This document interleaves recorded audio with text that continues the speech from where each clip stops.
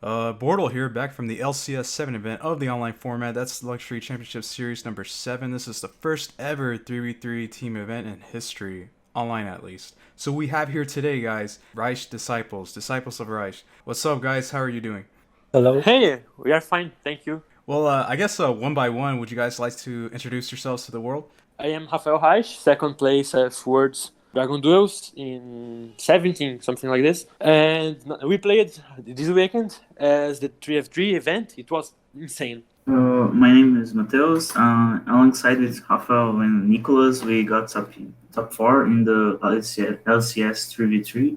I play Yu-Gi-Oh since 2019. And it's all from me. Hello. My name is Nicholas Ladas, and yeah, it's my biggest accomplishment to go top four into the LCS 7 with those guys. I guess a little history for everyone, though. Why did you guys decide to choose this name, this team name?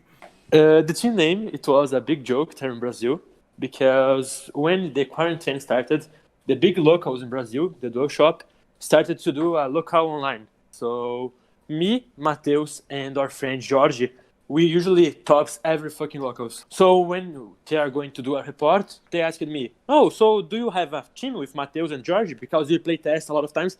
And jokingly, I said, "Yeah, they are my disciples." So on the report, they said, "Oh, okay, so congrats for Reich and their disciples for making the top four." And then the joke becomes a team for the LCS, but George had to drop before the event. Oh man, well that's a pretty cool story behind it. Some other teams they just they don't put thought into it, and we actually had a team that was just called a question mark, so that's pretty funny. Yeah, I saw Cameron new team. It wasn't just a market. It was really, really funny to see. So, pretty popular question I've been asking. I guess we can have Nicholas answer this. So, why'd you guys not win this event? Yeah, to be honest, I was really prepared to win the event. So as my teammates, we all did our best to make it happen, but sadly we lost against Team Galera, I guess that was the name, to top four. They had also really good players prepared, especially for the Dragly matchup that Raphael and Mateus were using. So I guess just unlucky. Me and Mateus, and we know a lot of the Dragon Link matchup. We made our decks to win the Dragon Link matchup, but we are not very confident to play Buster Blader like Nicholas did. Like I knew the cards exist, I knew it's a really, really good matchup, but I don't know. I think I could do better playing a deck that I really know what to do. We carried down Nicholas on the top four because Nicholas won his matchup in like 10 minutes. The deck is ridiculous against dinosaurs, and I got stomped by Paulo. Yeah, we built the deck to beat the other Dragons deck and Dino matchup, but on top four we paired up against Outlich from Paulo, and I paired up against Herman Hanson playing Invoked Dogma, and I just got smashed because my hand was pretty weak, and he like hand trapped me 3 times. Turn one, turn two, he hand trapped me 2 times, and has his Dogmatica engine going on for him, and I just couldn't outgrind him. Did you guys enjoy this tournament overall? Did you like the Discord advantage to having to be able to play at the same time, listening to everyone's coaching? I think me and Mateus we played a bit more with Discord. Nicholas wasn't like very confident. He thought like okay, I'm gonna distract myself if I stand in Discord. So to me and Mateus it was really, really good. I really prefer to play the 3v3 because I think on most of times the best teams are going to make top cut because the variance is like really, really down over the 3v3.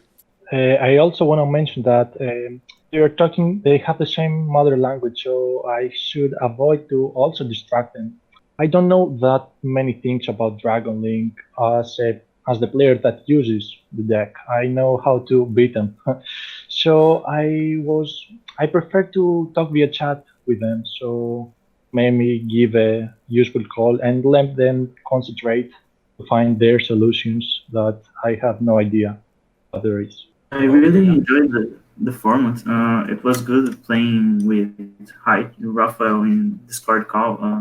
And it was a really good event. I think the best online tournament so far that I've played, at least. And before we start the actual deck profile, would you guys like to do some shout outs? Yeah, I may start shout-outing my sponsorship, that is Element 4. It's a store in Brazil. And if you guys can do it, please check my YouTube channel. I make some content in Portuguese. It's called Reich Yu-Gi-Oh! I'm probably going to comment on this video. But yeah, I'm making some content for Brazil in Yu-Gi-Oh! And like, I need 1K subs, so... Oh, yes, of course. We'll definitely plug that down in the description down below. I would like to shout out to Raphael and Nicholas for playing alongside of me. And throughout the event, I was streaming. So I guess I'm going to do a shout out for everyone from Brazil who was rooting for us and was there with us to celebrate this achievement. Alrighty, we're going to start the Dragon Link portion of the video right now, guys. So without further ado, take it away, Raphael. We played Dragon Link this weekend, me and Mateus. Like, we knew the Buster Blader was really the best deck for this event, but I was not very confident with a deck that I never played with. So I just stick around the game plan and play the Dragon Link.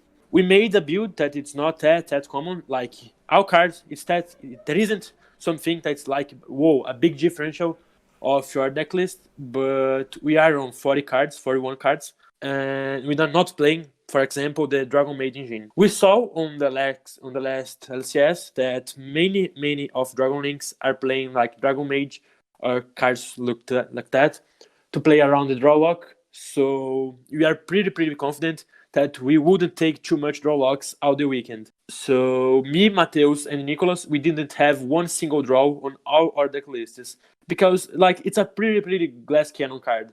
It can really win the game like in a 1 second, but nah, you don't need to.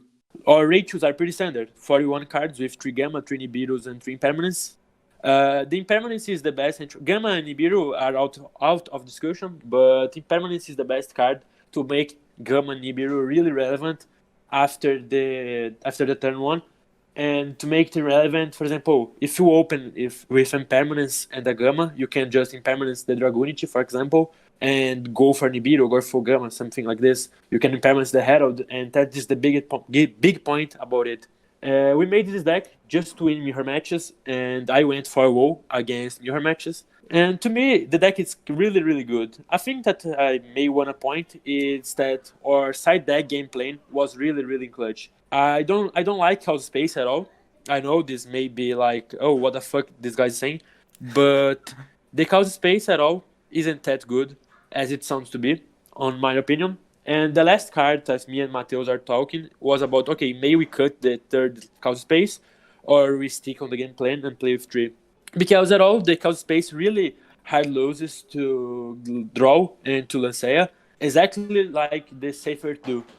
And we cut Safer to just 1. It's pretty common, pretty standard to cut Safer to just 1. The Chaos Space had this big problem that it's playing around hand traps, and usually you don't have to discard anything to Chaos Space. You see your hand and you don't want to discard something. The best case for Chaos Space is when you open with Driver, for example, or when you draw for white holes, head holes, things like this that you don't really need to play. I think that's it for the main deck. The big thing about it's like we wanted to have the max of the turner extenders, like for example 3 tracers, the 3 quick launches, the 1-for-1, and it comes really clutch. When we side out the Buster Lock, we just side out 1-for-1 too. Mateus, would you like to run through the extra deck? First we have BORTLE Savage Dragon, Harold, Marshall. It's pretty standard, these ratios. The only thing that Dragon Link has is one spot for tech cards, like the 14 cards in the extra are really tight and cannot change. But we choose to play the Dangerous Dragon as our 15 card, because it really helps in the grand game or situations like you need his effects to come in clutch to make BORTLE's Dragon, or to just link out LP and Beastie for generic Link 2 that is a Dragon Dark. Did a third Striker Dragon ever come into play for either of you? A lot of players really like the third Striker Dragon, but I don't think it's really necessary. it's sure good on the grind game because you can like strike a dragon, pop itself, add the recharger, and go off from here. But if you do your combo like in a constant way, you can just pass through one striker dragon through your combo, or don't even use its effect and to make a later one, or you just do one striker dragon combo off with LP and Beastie and save the second one to turn 3 or grind game situation. Uh, and you have Chaos Space to put it back from the banished zone to draw one card and save one striker dragon. The third one just come in really weird situations. I may tell that the Jiling Dragon it's pretty good because when you don't have a really good hand with a lot of extenders, you may use the Jiling to proceed with your play. Like a lot of times this weekend, I was like, okay, I had, for example, a Collapse Serpent in hand, but I didn't have to lose this resource just because I had Jiling, so I can play out of this. Yeah, because you can do Red Darkness Metal to revive Tracer and summon back the Lingers. Then you have 4 cards in field. You can make a carrier with Red MD and the Lingeros and go off from here. So on side deck, we choose to play 3 Twin Twisters instead of Harpies and Lightning Storms because it can be used during the standby phase, and it really matters because it helps against the Dogmatica matchup. In this side deck, we just focus on our 3 best decks that we think outside of Buster Blader, because we know Buster Blader is just a hard loss for this deck. So we choose to play against the Invoked Dogmatica, the Dinosaur matchup, and the Mirror match. The 3 Twin Twisters are good because you can use in your standby phase, and the Shadow Trap, the Shadow Schism, can be only used in the main phase. So like we can pop it on our standby phase and proceed to play without caring about Wind. The other out to Wind is Jizukiro, is also our out to Buster Lock, because in the mirror match we can just drop at BORTLE Savage Dragon and go off from here. The Lanceas is pretty good against Invoked Dogmatica, Dino, and other roguish like decks, but it's really clutch in the Dino matchup. We can do a combo with Seal and Carrier to search Lancea to do on our opponent's standby phase. It's really good. The 2 Effect Veilers, because we need to see like 2+ hand traps against the mirror match to win the game. If you don't see 2 or more hand traps, you just hard lose to the mirror, unless you have like a Kaiju or something, or your opponent really brick with Phalanx or something. The 4 last side deck cards are Noctovision and 3 triple tactical talents. Is our side out for Gamma and Driver. We put this on going first, and sometimes like in the Dino matchup, when you don't know if you're going first or second, you can just put 3 triple tactical TTTs, because going second, they just passed on a Doka and a Conductor. And if you bait out something like you bait out a Doka negation with safer effect, you can just triple tactical stole their Doka, and you have the protection from Tyranno.